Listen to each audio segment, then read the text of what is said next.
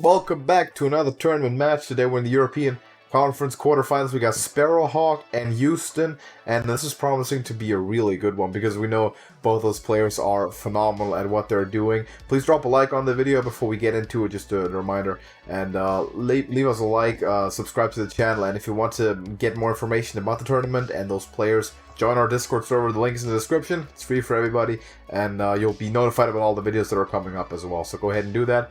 That being said, JJ, what are we looking at with the deck list today? Well, Sparrowhawk is bringing his Highlander Hunter and Rage Warrior, Libram Paladin, and his Soul Demon Hunter is banned. Iustin is bringing his very own Galakrond Warlock. I think he's the only person bringing it. It's his specialty deck. I know another player with this specialty Warlock. He does not as well, but hey. That's a different Warlock too. Yeah, of course. Stealth Rogue, Face Hunter, and guess what? His Soul Demon Hunter is banned. Yeah, so we have double Demon Hunter bans. People have pretty much figured out the meta.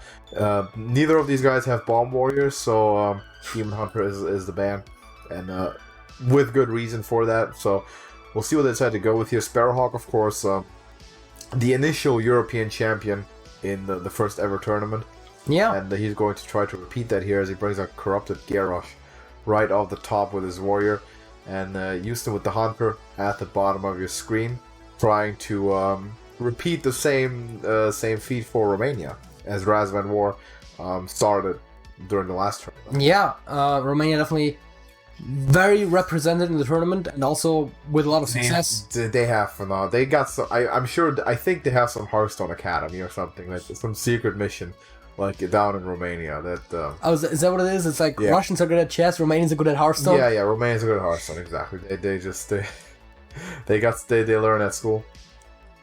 Somehow they just get drilled to be really good at Hearthstone. See the bit of a clunky hand. If you didn't have a play there on one. Yeah.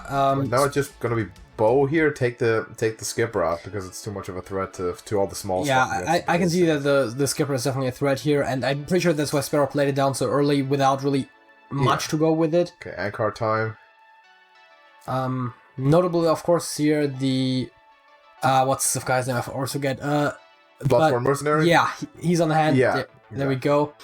And that card can come in very handy. There's a Misha for I'm pretty sure it's a Shima, I'll have you know. It's a Misha. And he could go Infestation, could drop a Face Stalker down if he feels sufficiently protected.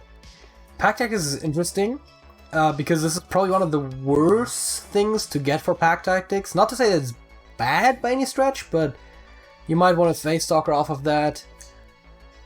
Yeah, well, he I guess it's really... going to get another 3/3 out of it, which is pretty good, right? I guess I was about to say, I think it's the only thing really... 2 mana Iron for Grizzly. Almost can't complain that much. Going to use the Wormhole here to take that off. Which goes down to 1 health, which is significantly less than it has by default. Yeah. Well, but it's a still a good effect. I mean, hey, it killed him in the up. Do you put that down ever? Like, yo, here we go. Ever? Yes. This turn, no. I don't mind Face Stalker Hero Power because of the bow. It's a good right? enough player. Yeah, I think so. You got the bow. It gives you extra durability. You just start hitting, then hitting. And well, I mean, no. I might like Dragonman better here if you didn't have a minion. You can kill it with a bow. Yeah. But still, I think the Face Stalker play just makes Face Stalker Hero Power seems very strong. Dragonbane is the biggest threat, and he is actually going to go with it. He probably just second guessed or checked his opponent's deck list one more time, see what can he actually do about this. Yeah, I mean it's a big threat on the board, kind of in a similar vein as Sparrow playing that Skipper on one, right? You don't necessarily expect to profit off of it immediately, and Sparrow but you want to put it down. You can't remove it. Well, let's see, we have a Skipper here. The Rampages aren't going to help him. Yep, don't have a Rush minion. With the minions this turn. They're going to be big minions that can kill it next turn, but not the Skipper, this turn. Probably. Yeah, I mean, what's the difference between the Skipper and the Pirate? The Skipper has a cool effect. That's the only difference. Well, the other Pirate dies, the Skipper doesn't. And he's going to kill the weapon. Right, yeah, that Corsair is surprisingly good against Eaglehorn Bows in particular. That was an ooze. Because they stick around with 1 health so much. It's an anti-hunter weapon tech. And he was already looking there at hitting the Dragonsbane into the Corsair, which I think maximizes the chance of hitting something good with the Dragonsbane. You want to hit the skipper I actually like or bow. the face. I like bowing. Maybe bowing the skipper. Yeah, I mean, I guess you'd want the skipper to get hit by the Dragonbane, right? So trade into the small pirate, and push the hero power. I can see bowing it and hitting in the small pirate and just guaranteeing the Dragonbane goes face. But you might also want to. That's the thing, right? You might want to also play the face stalker here. That's true. This entire tournament is sponsored by beverage. Today I'm drinking black beverage. It comes in a bottle. Go consume it. I am also drinking a black beverage. It's not good black beverage, so it's the worst kind of black beverage. It's actually from a different company. It's a knockoff brand. What Jade is drinking. I drink original beverage. The double Marcel's down and Sparrowhawk just puts the big rush. Says that Dragonbane needs to go. I'm still at 30 health. I'm looking okay. I Double would Felmar? think that mine is the healthier one, but that doesn't matter. What do you mean? I mean, hey, maximum amount of Felmar as possible is a good strategy in any given turn for a hunter. Yeah. High caffeine black beverages.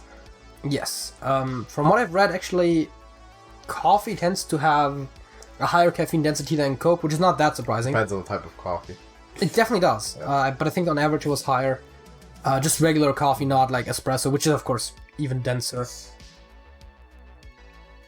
Marsul's hit the face, and he does just put the double Felmar, saying, that's 10 damage in 2 turns. Well, see. it's 10 damage in 1 turn. Because they Two can. turns. Oh, yeah. I was about to say, they came down at once. 2 turns from I thought you meant over 2 turns, but yeah. Rampage, huge amounts of damage. And opposite with the Mercenary, Yeah. Rush, Divine Shield? big That's stuff. good. Yeah. And can only kill the Marsul, so the Divine Shield is Those not as things are great. big. Like, 100 doesn't deal with this. Hunter doesn't deal with a lot of things, and this one in particular, yeah. That's just GG. I think he runs Freezing Traps. Does he? Most people do. Yeah, Freezing Trap is typically a key inclusion, but... And then you'd have to bow the Bloodsworn there. You only still freeze one if it is. And it's not Freezing Trap, he checked. So easily. One for Sparrowhawk there with the big pop-off. He played good defense and takes the win there in the first one against Iustin. What are we going to do? We're going to run the ball, we're going to play defense. He's going to run the ball, got to outscore the other team. Exactly. So attack their weaknesses. And that's maybe... You would think the weakness for Iustin is the Warlock, but that's only statistically. I was about to say, it's... In practice, might look different. If someone, especially a good player, brings like one odd deck in their lineup, you can expect him to be exceptional with it. Yeah. We've seen that before with the OTK Paladin. There was someone who brought that a lot, and that wasn't exactly a meta deck by the end there. And still, I mean, you've seen both Lolenko and Agent PWE with Quest Druids, and they've been going off with Quest Druids. It's not a bad deck, but it was more popular a while ago, and that's the case though, right? If you have a lot of experience with one good deck, well, or even with an okay deck, if you're a good player, you can play that to a degree far higher than if you just picked a random deck off HS Replay. Yeah. So in the tournament, you don't tend to see the amount of aggro that you do on ladder, so you have a little bit more of an opening there to bring what you want to do. But again, even besides that, I think that it's just habit, right? If you know a deck really well, you're gonna get 1 or 2 extra % out of it just because you know it. So Sparrowhawk, starting off really fast, he uses coin to make it 2/4. Yeah, it contests the 1/3, the 3/2/1/2 really well. Yeah, absolutely, because that's not going to kill it. Yeah, and he does pick up his Wolpertingers here, so those are going to be really strong coming up. If Sparrowhawk hadn't played Libran, then Iustin, if he wanted to, could have taken a trade there to not let the Paladin stick minions, which of course is something that I always say. Yeah. Instead, the turn goes the other way, and the other minion lives. Oh, better that way. Everything coming down from Iustin, big Wolpertingers. This is a huge turn. Imagine. What companion does he get? He gets theoretically the best one given the board, but given the opponent's board, you want the Misha. Yeah, you might even want a taunt there. Because that protects all of your other minions that have more attack. Again, on this board. Now, still, Leok is probably going to be the one that has to die. Exactly. But if it happened Misha, less other stuff might... I guess, yeah. The 2/1 hits it either way. I think it doesn't matter what it is. Well, it could be the 1/1 with the Hand of a Doll on it. Penfling it. There's so many options. That's... Wait, pen... Yeah, it's going to Penfling the 4/2. Yeah. pen thing. Oh right, you have the dude for the second hit there. Yeah, I was like, wait. Is this gonna be another Libram? I mean, that allows you to fling one more. No wait. Yeah, okay, so now you can fling a Volpertinger and kill the Leok still. Yeah, but then the flinger stays on the board. That's which true. means it can get killed. I guess he thinks he needs the he needs to be this aggressive. And by the way, he didn't fling the Volpertinger, he flung the other guy. Which seems odd. Pack tactics is the one reason. But it doesn't get the spellburst back from the pack tactics. I think that was want to just fling the beast. straight up worse by a small margin. Especially since the Volpertinger had one more health. I mean, he hit it with the other minion, but could he have cleared better? I don't know. Salad's Pride coming down here for Sparrowhawk. Gonna be some reloading. He definitely felt like he had to use the pen thing or twice there just to... Yeah, and Sparrow will be able to pick up a broom, or two brooms, maybe one broom and another pen that thing. makes itself now for Iustin, you just push all sorts of face damage now. Well, he did clear the minion first to guarantee the Dragon Spin hit, which makes sense. And he's gonna push, between that is 7 plus 10 6, he's gonna push 30 damage this turn? Did I calculate that right? That is a lot against the Paladin. Yeah. And it's gonna be kind of tough to come back from this, I feel like. First day at school. He's gonna need to find ways to deal with the Dragonbane. Beaming Sidekick and another Sidekick, of course. Exactly what you were looking for. Nothing special. Nothing. He can contest board, which I guess will divert at least some Dragonbane punches, but... Yeah. Sidekick and Sidekick there, you don't see that every day. I mean, there's definitely worse minions you could have gotten. Okay, Broom Time? Oh, he's gonna probably use Hand of a Doll then to clear the Dragonbane. Yeah. You don't love to do it, but... They kinda do. But you have to get rid of the Dragonbane, of course. It needs to go. Right. I was about to say why not put Hand of a Doll on the higher health minion, but this way 2 minions live, so I guess that makes sense. Scavenge Ingenuity here from Iustin. Getting my Romanians mixed up. Yep, the Romanians confused. And more face damage coming in though. So and secrets too. He's gonna go down to 6 health here, Sparrowhawk, and that's a pickle. Tough spot to be in. Yeah, and the question is how he's gonna come back from this, right? I don't see it. I don't know. Let's see what he can find. Then of course 1-1 is not the worst spot to be at. Yeah, Lemur of Justice here. Trade off, but there's the freezing trap. Yeah, then again, it's not like he could have played around that any better, right? He's gonna have to put Light Forged on here. It's not a lot, and especially because you're trading them off right away. Yeah, but little points of healing here and there, so you don't die immediately. It makes sense. He takes 5 right now. Yes, he does, and he gets to even play the Face Stalker on top of it. So, gotta go down to 1 health. Yeah. 1 health. Secret could be Explode. Like there's some. Right. Just runs an explosive. Just runs 1 explosive trap, I believe. So, that would be a lethal, of course. Maybe there's ways for... It is explosive trap, so Sparrowhawk cannot afford to smack the face no matter what he does. Picks up the Libram of Hope, but can't quite play it. Yet only 1 Libram reduction so far. Did not really see the all-door guys as he would really want to. There's no Libram reduction here that costs less than it reduces, which would be insane. Yeah. So, not gonna find a way to play it this turn. No coin or anything. And he's just dead to hero power. Right, that too. If you run your face into something, you die. If you don't, you die to hero power next turn. Yeah. It's great stuff. And you gotta draw for you gotta draw a second broom. Right, because with the rush, you could get another lifesteal proc. Yeah. But that's not it. That's just an all-door attendant. Yeah, that's not gonna give anything rush. Oh, he has the broom. Oh, he does have the broom. Oh man, he had so many cards in hand. Yeah, that happens, dude. But he knows it's not enough. Still, the bow is up. Yeah, bow makes it 5. That's 5 damage. So Iustin is gonna a taunt. Tie up the game at 1 a pop. And gets the hunter by him. Yeah, and I mean, at this sort of competition, you don't really expect anyone to whitewash anyone else, so Yeah. it's not that surprising that we're going to see one win right off the bat from both players. We know how great these guys are. Like, Sparrowhawk is not the kind of player to get beaten 3-0 in a later game of the Trash Bowl. He just not like the type of caliber that player that Sparrowhawk is. That's not something that would ever happen to him. Yes. We're all there when it happened. All of us will know what happened. Every single person watching right now either was there when it happened or is going to watch this right after. Yeah. I was eating ice cream while I was playing him. I was basically playing him with one hand. I remember it very exactly. So what you're saying is, if you want to do well in the tournament, you got to eat more ice cream? I guess. Is that our takeaway here? I'm gonna be eating ice cream for my future matches. Back to the Paladin goes Sparrowhawk, and Iustin with his specialty here brings up the Warlock. You love the Tour Guide and the Spirit Jailer. Yeah, especially the Jailer you like.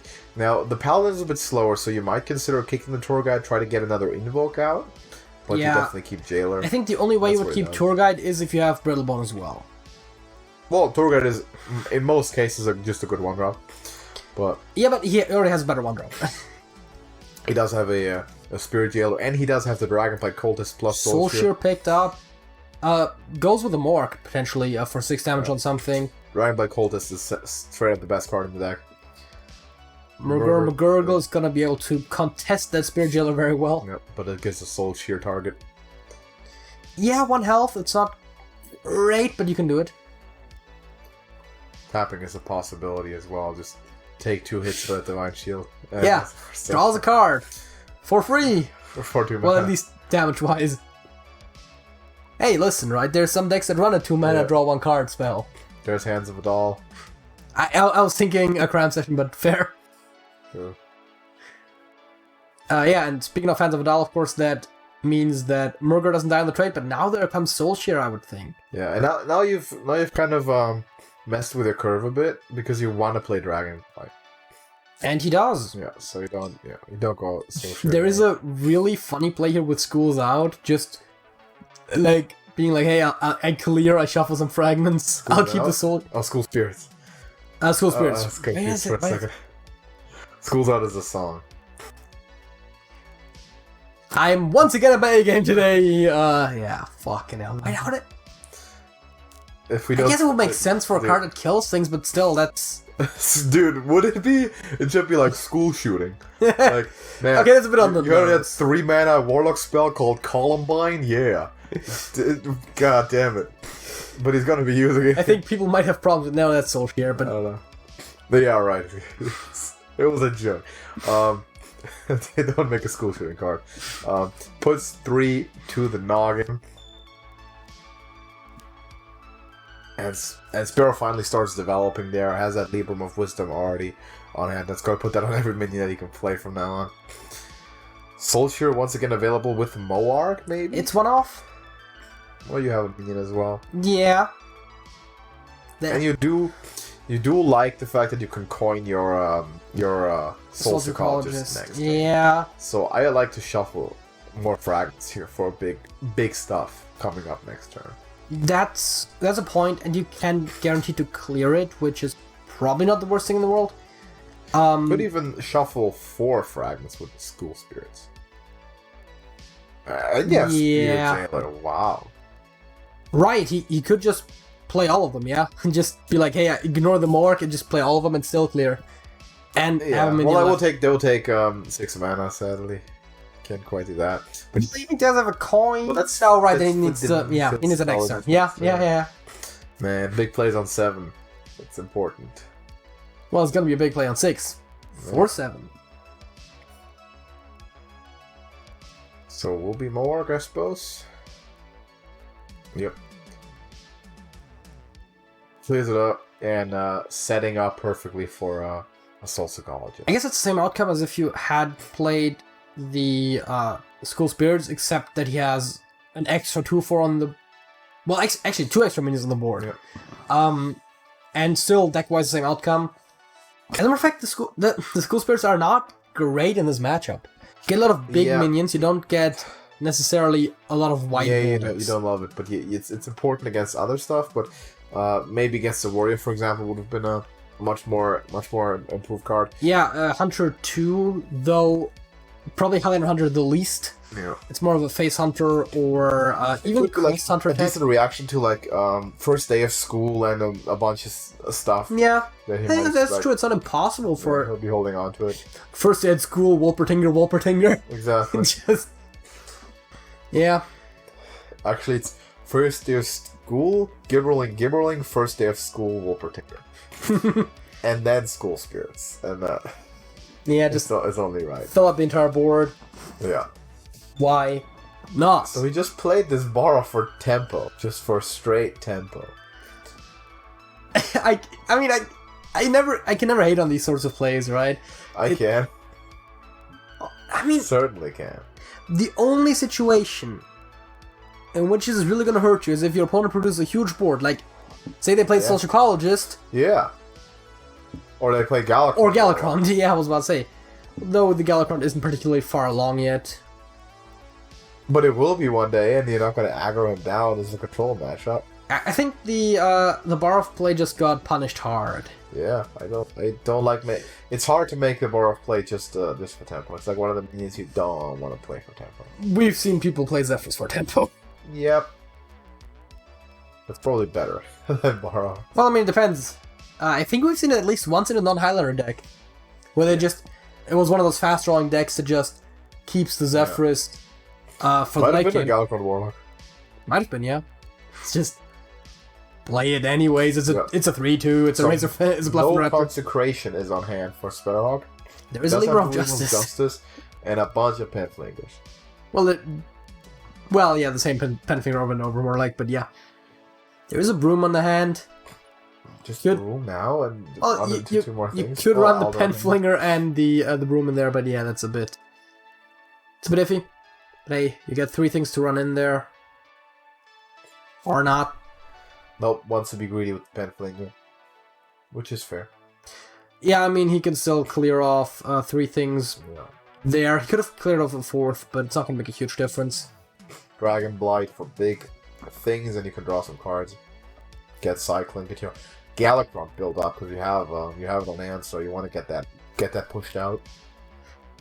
And Brittlebone picked up here. Brittlebone is a good one in this matchup. Yeah, the Dragon not as relevant, but ooh, and some more draw, just in case. Because we know if there's one thing that Warlocks struggle with, it's card draw. Oh, for sure. That was a joke. Love to see it. A lot of big plays lined up. Now, Sparrowhawk doesn't have big plays lined up straight up. It's the only thing to say here. Doesn't have Blessing of Authority, that's pretty much all. Sparrow is hoping he would have School Spirits right now. He'd have School Spirits. Or something, just to leave him a foe. An Allura, like, something to do. I mean, yeah, I was thinking, Quansec, Wild Pyro, well, that sort of stuff where it's just 1 point of damage, just clears almost everything. Libra of Wisdom here, and he has the first day for another proc on the Penflinger.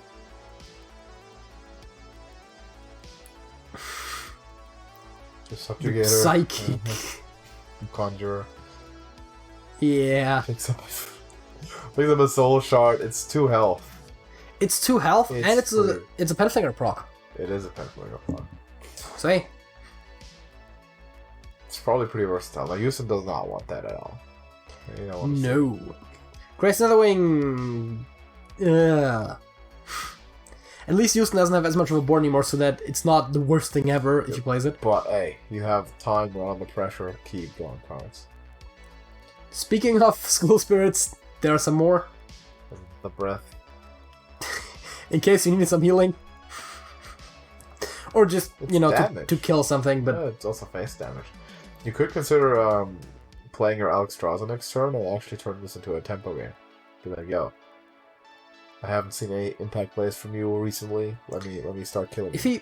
If he taps now, he should have definitely done that before the breath. I don't think he will. He has 8 cards in hand, right? Yeah, it's not necessarily worth it to tap. He might just use it for the reduction, in which case it's fine, the ordering. And it gives him a free Brittlebone activation. Yeah, but with the breath, he had 10 cards in hand, so he can't tap first. Well, he would have played the tour guide. Oh, he went tour guide, tap, and then breath. It would have worked. Yeah, he's gonna hold on to it for next turn. Doesn't need it right now. I was just saying, if you are damaging yourself, might as well heal after. And what's it gonna be for Sparrowhawk? He just has so much empty stuff. But, like, just nothing of impact. Of course, the Solar Shard is just a free pen fling proc, but you're not gonna beat a Galakron Warlock flinging pens with, like, just that. You have to put something down. Well, I see your argument. I have a counter argument. What's that? We're talking about Sparrowhawk here. We're talking about Sparrowhawk, but he's flinging pens. That's not gonna happen. Trust in the process. What's the process? Well, apparently it's flinging pens. Yeah, exactly. Why would I trust the process? I thought we trust the player. Yes, exactly. So not the process. Well, his process. Well, but the process is there right now. It's also not the process that he wants out of this deck, by the way. He wants to see his impact. But he hasn't been getting it. So, it's living on a pen flinger. So far. And Iustin just has, like, he can do whatever he wants to do. I like maybe Brittle You can Bone push on a here. dragon. Bigger body, does the same job. The question is when he's going to play the Galakron, right? Because once he plays that, the Brittle Bone's going to be a very awkward card all of a sudden. And Sparrowhawk picks up the Libra of Hope, if I saw that correctly Yeah, there. so That's finally something to do. And I assume we'll see that here.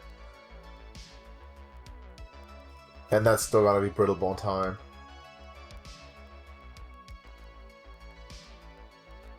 But the healing you definitely will take. yeah, definitely. I mean, you also like taking the 8 with Dimensional Taunt. It'll get God, of course. Several ways to do it. I mean, anything with Plague of Flames works, of course, but... There's in Plague of Flames, there is Brittle Bone. But, I mean, he has the Brittle Bone. His board is way bigger. Yeah, it looks like he tapped and destroys it. Large board clears everything off, 5 more damage connecting to Light Force Uther there. Exactly. To the noggin. Arthur's is just better. Yeah. And that was the big play for Sparrowhawk, and all of a sudden... Well, you're not going to win the match with one big play, right? Well, not sometimes, but not always. It looks like right now he's just getting straight up outvalued. And something that I don't like about this Paladin, the non-pure list, is just you're giving up some essential cards, like your Zealot and your Lightforge Crusader. That would make life a lot easier for him if they were in the deck. And all that for a couple Penflingers and Brooms and Wild Pyros, which he hasn't seen so far. Yeah, I think they're both good. Oh, the Skipper. That's kind of like a Pyro. It's kind of like a Pyro, yeah. You do like the Pyro for your Lightforge Blessing, but Skipper is going to have to do the job here, I guess. Hey, you can also put the Blessing on there. Yeah, it just does it with minions, not spells, so not as great.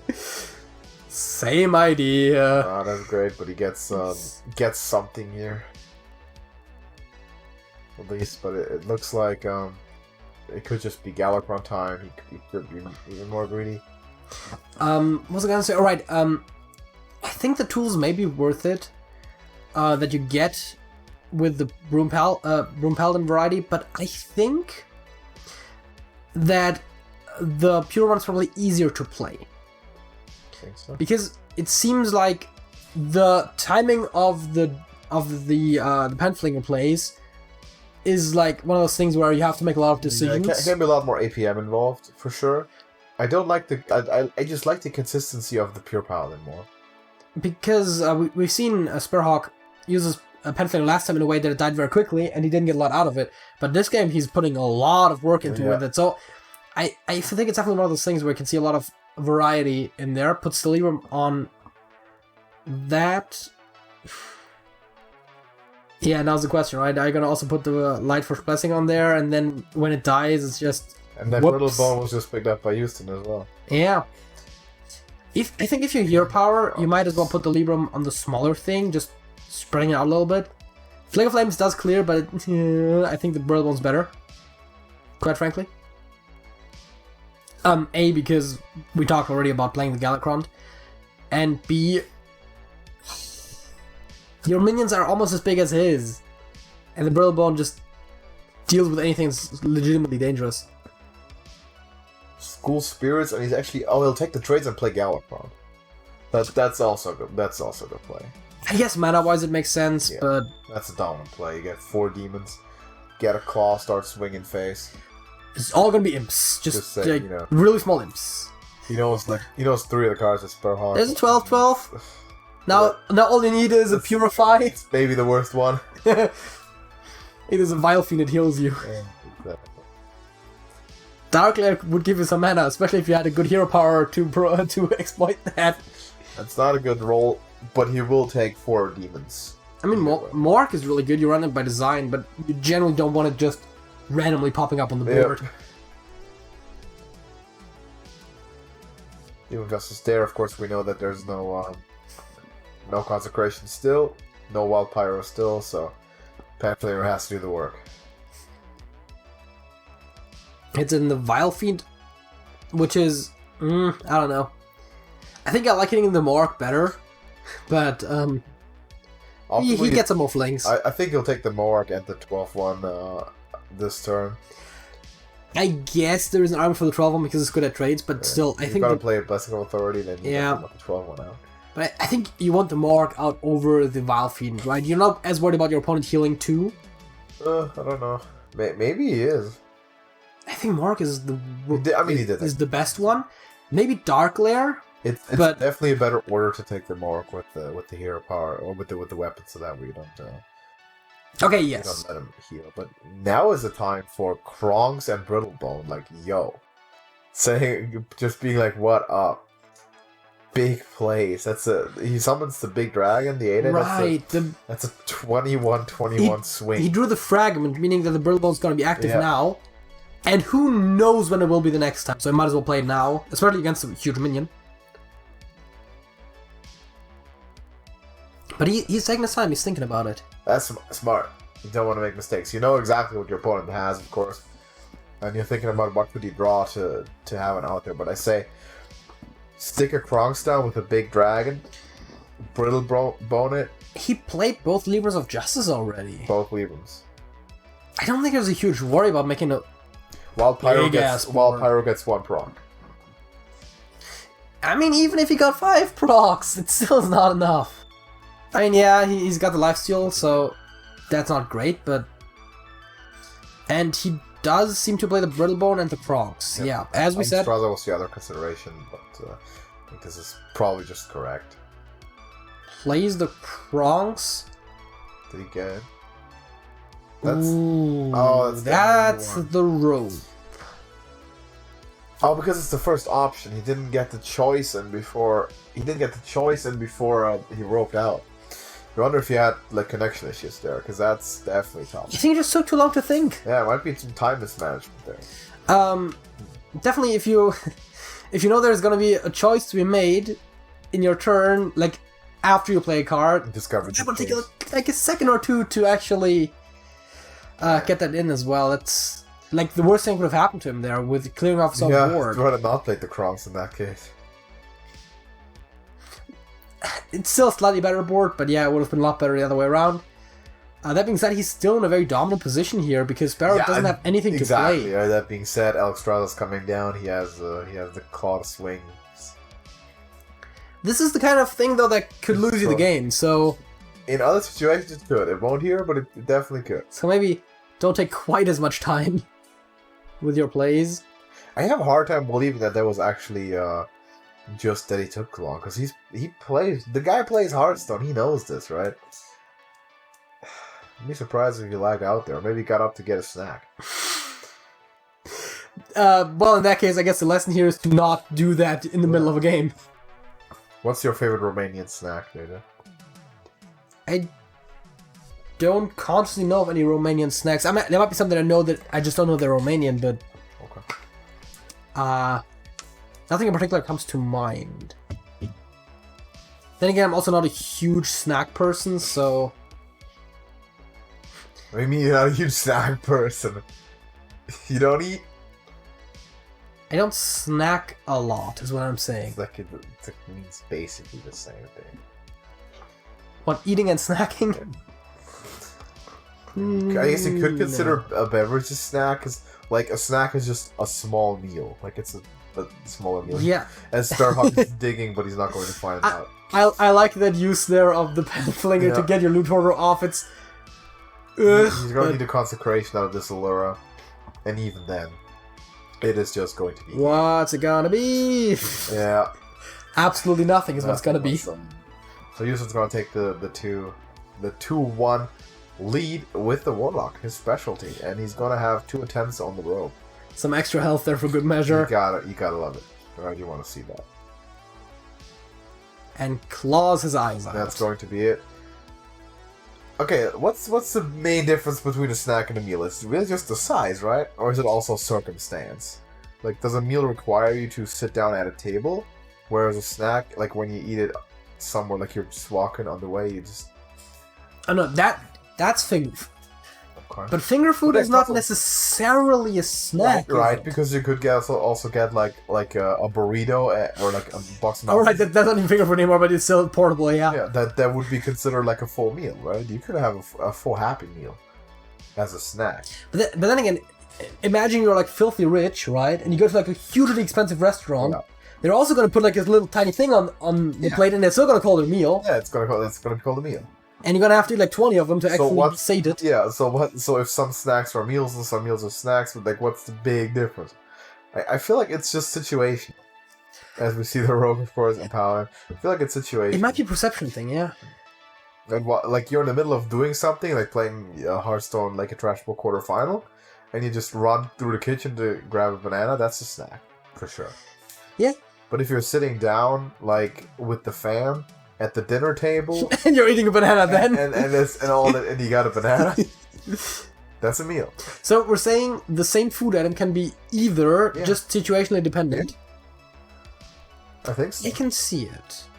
So what was the thing again with you not eating snack? Listen, right? When I eat, it's a meal.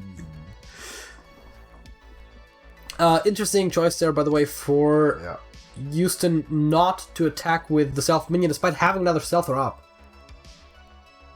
And no Sage on hand. Yeah, I mean, even then, he has another Stealther down. Yeah.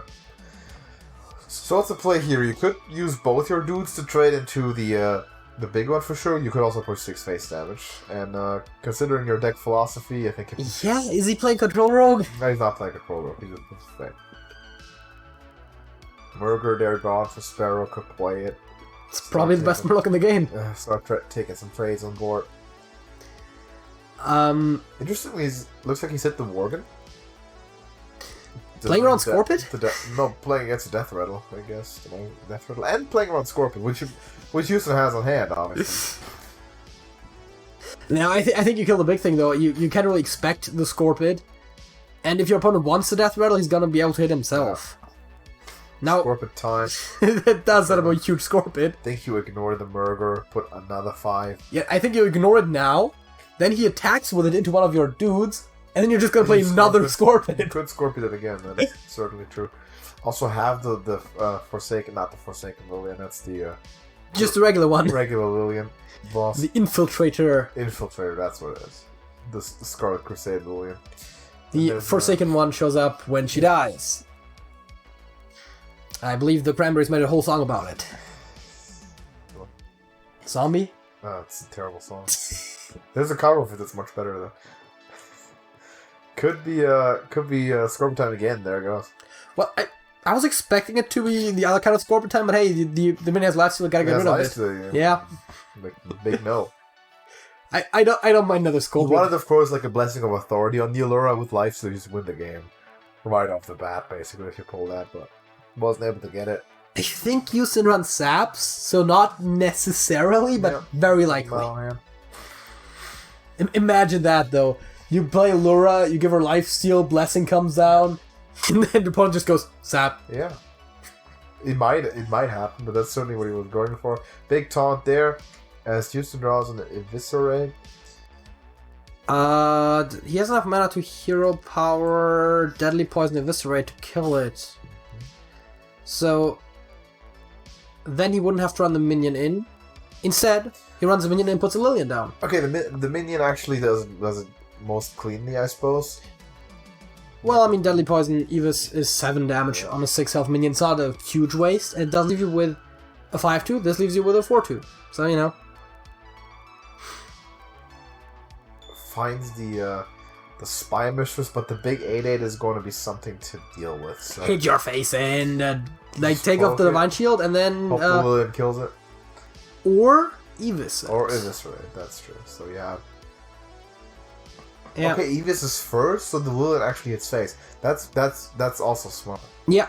That makes a lot of sense. Because now you stick the minion for sure. Yeah, I guess if you play Evis after, you have a 50-50 which way it goes. You get 13 damage represented on board. And yeah, it's the same amount of face damage no matter what. And yeah, you don't mind the Lillian sticking. Plus you have a secret passage, so right there you're completely liberal, just dropping stuff down. You go hero power, poison, and just secret passage. Sparrow does have some taunts. Well, one taunt. He can't play the other taunt, but... Cold Blood is damage, as is deadly poison. Goes secret passage immediately. So looking for Sap? I need to find some. Double Sinister Strike for free. And an Evis! Oh, hey, that's so much free damage. Imagine drawing 10 damage! Yeah, for 4 mana. What a card! 4 mana Pyroblast. Well, I mean, he played the passage, but yeah, dude, what a card! He's gonna use it on the taunt there, just to get another minion to sticks. It floats 1 damage to do it. But I think that's more than acceptable. And he does get a deadly poison back as well. Yeah, and imagine being able to drop your entire hand after the passage. That was a huge passage. It was, yeah. 10 health and Sparrow, and that's tough. No, where's the Pyros? There is no Pyros. They're an illusion. Penflingers, Pyromants, they're an illusion. And if only since it's pure. Like impossible to deal with the taunt, deadly poison, cold blood, it's a lot of damage. To deal with the stealth, I meant, of course. Taunt, however, is gonna make that a bit harder, but I think it still fits, right? Good lifesteal? Oh, right, yeah, right. Lifesteal makes it a lot harder. And I guess put the extra one on there, too, for 2 extra health. Sap wins immediately. For sure. Anything else that deals with it effectively? Ash Tongue is good. That denies the lifesteal. So wait, so you go... one of the hits. On off it. So you poke it with the weapon, you stack Ash Tongue Cold Blood on the stealth, or you smack it. And okay, so he goes up to 17. Okay, you don't deal with it. And you push another 10, so he goes down to 7 again. Or you don't poke it, and he goes down to, 9 then? Yeah, but you get to kill 8 for lifesteal there for free, so that is huge Ash Tongue. Yeah, I mean, listen, great stuff. Oh, right, he has the deadly poison as well for 2 more damage than I said, so he should go down to 7 once again. Gonna use that up. Leave an equally threatening board, and by the way, that Forsaken Lillian is still there. It's still there, so that eviscerating the taunt instead of Lillian, that was... And of course, importantly, he didn't hit his face in because he knew he couldn't win this turn. Yeah. And 13 health is a bit of a rough spot to be at, but taking another 8? Yeah, no, 5... Murder Prime is not gonna do it. There's no way. Wait, War Leader, double Bluegill? And some buffs from the hand? That's just 2 bluegills. That's not enough. You kill 2 minions, doesn't matter. No, that's just all face. Oh, you're all face, yeah. Right. War Leader double Bluegill is 8? Does he have another? He has 1 Libra of Wisdom. You need War Leader and the War Leader and 3 blues. Oh, sorry. Yeah, sorry, that's what I meant. Yeah, you got... That would have been 12, and then the Libra would have been 13 exactly. Yeah, see? I'm telling you. Not in easy wins. So, yeah, you can't remove it. This is over. Sparrowhawk does not find his Pyro, Penflinger, nothing. They're not in the deck, and the Paladin loses 3 in a row. Should have played pure. All I have to say. Iustin is advancing to the semifinals. Yeah. Which is going to be huge. So, If you don't want to miss any of that, drop us a like on the video and subscribe. Make sure to join our Discord server as well. It's the most important one. Links in the description. You're going to be notified about every video, all the scheduling in there, and you can also meet all the players that are there. So thank you once again very much for watching. Congrats to Iustin for moving on, and Sparrow, man, should have played Pure Paladin, but he'll be back for sure next time with a vengeance. So look for him to also maybe join on commentary at some point, because he's really good at that as well. But other than that, drop us a like, and we'll see you in the next one. JJ. That's it. That's it.